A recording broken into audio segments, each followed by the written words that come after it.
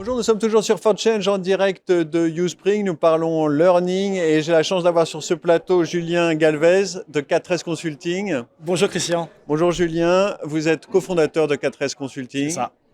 Julien, j'ai une question piège.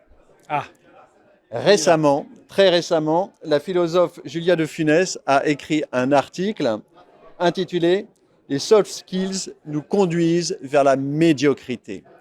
Même si, lorsqu'on lisait l'article, le propos était beaucoup plus nuancé, le titre quand même interpelle. Et est-ce que, à force de se concentrer sur le savoir-être, on n'en a pas oublié un peu le savoir? Et comme le 4S de 4S Consulting, c'est le savoir-être, qu'en pensez-vous, Julien? alors, grand sujet. Ce serait paradoxal parce qu'effectivement, on est spécialisé sur le savoir-être de dire que finalement, je suis contre cet article ou en tout cas, je ne suis pas d'accord avec ce qu'elle dit. Et j'ai lu cet article, il était hyper intéressant et je la connais en plus. Donc, en tout cas, je connais l'autrice évidemment, mais c'est hyper intéressant. Effectivement, c'est un peu la résonance que l'on a mis dans 4S Consulting, c'est-à-dire que rien ne sert de motiver un idiot parce qu'à la fin, ça donne un idiot motivé. Donc, effectivement, nous, on le dit très souvent. On n'est pas en train de dire qu'il faut appuyer et qu'il faut se concentrer exclusivement sur les soft skills. Et de toute façon, c'est aussi culturel. Je veux dire, en France, on a été éduqué en disant plus on est compétent, plus on est performant. On s'est souvent arrêté à ça. Ouais. Et c'est ça les 3 premiers S. C'est-à-dire, c'est le savoir, développer le savoir, la connaissance de son travail, développer le savoir-faire, comment faire son travail, et entouré d'une stratégie. On fermait la parenthèse et ça donnait une performance. Et on développait beaucoup de temps et d'argent et de projets pour développer ces compétences-là dans les équipes. Ouais. Et nous, ce qu'on a observé, c'est l'effet multiplicateur de tout ça. Ce sont les soft skills.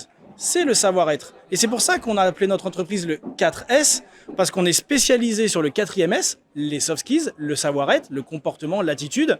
Et on traite des sujets comme l'accompagnement en changement, le changement culturel, le changement de posture managériale ou les sujets tout simplement de faire travailler les équipes ensemble par le prisme du savoir-être qui vient en effet levier des 3 premiers S, qui sont évidemment les compétences pures, les hard skills.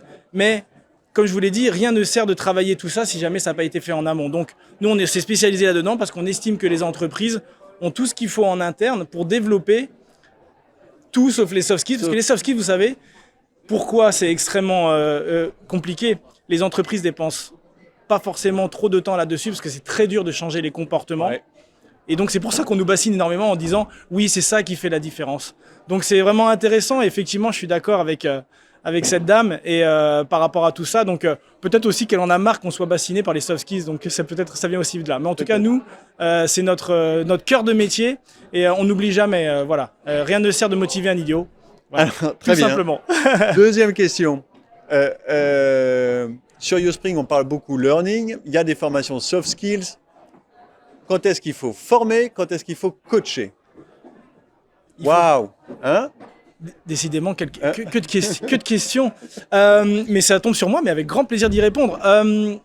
Tout simplement, on distingue, en tout cas chez 4S Consulting, on distingue la formation et le coaching.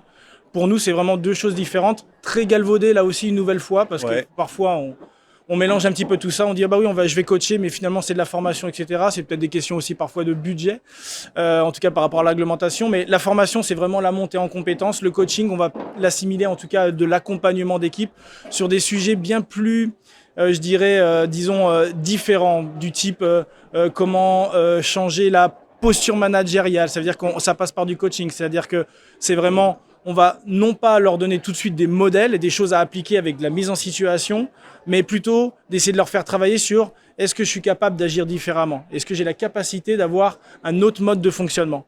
Et donc de les accompagner vers un monde qu'ils ne connaissent pas, qu'ils ne maîtrisent pas, et après leur apporter des modèles. Ça s'appelle de l'accompagnement, ça s'appelle du coaching d'équipe. Bien entendu, il y a le coaching individuel là-dedans, dans le mot coaching. La formation, c'est vraiment leur apporter vraiment les outils, les moyens et la montée en compétences pure et dure de comment faire une réunion, savoir faire du feedback, des choses comme ça. Pour nous, le coaching, c'est vraiment différent. Lorsqu'une équipe a du mal à travailler ensemble, lorsqu'il y a une équipe de direction qui n'est pas alignée, ou il y a un problème de conflit, la formation ne peut rien changer. On peut assimiler ça à de la formation dans le terme, mais c'est pas la formation qui va changer la chose. Et les boîtes se plantent, et pardon, en tout cas, je ne dis pas que c'est un avis, vous me demandez un avis aujourd'hui, je vous le donne, et j'aime bien les avis tranchés aussi. Je pense que les boîtes se trompent en faisant des formations lorsqu'il y a besoin des coachings. C'est notre job, chez nous, chez 4S Consulting, de leur dire, En tout cas, faites ce que vous voulez, mais de notre avis, c'est du coaching qu'il faut faire ou de la formation par rapport à un sujet qu'on nous donne. Voilà. Extrêmement clair. Merci beaucoup pour ces éclaircissements et pour votre opinion. Merci Christian, c'était un plaisir. À bientôt. À bientôt. Au revoir.